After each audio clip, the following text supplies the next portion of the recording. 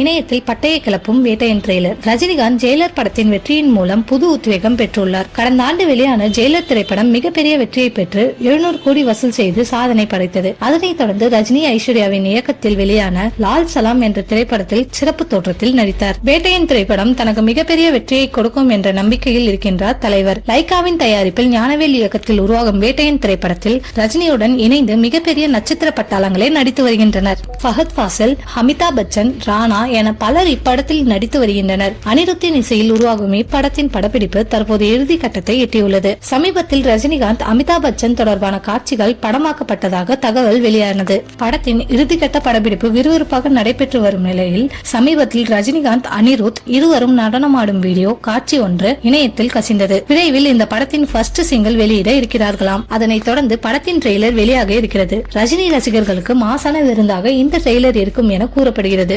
இந்த வேட்டையன் ட்ரெய்லர் பல சாதனைகளை படைக்கும் என எதிர்பார்க்கலாம். இம்மாதத்திற்குள் இப்படத்தின் ஒட்டுமொத்த படப்பிடிப்பும் முடிய உள்ளது. இதையடுத்து அக்டோபர் மாதம் வேட்டையன் திரைப்படம் வெளியாகும் என அதிகாரப்பூர்வமாகவே அறிவிக்கப்பட்டுள்ளது.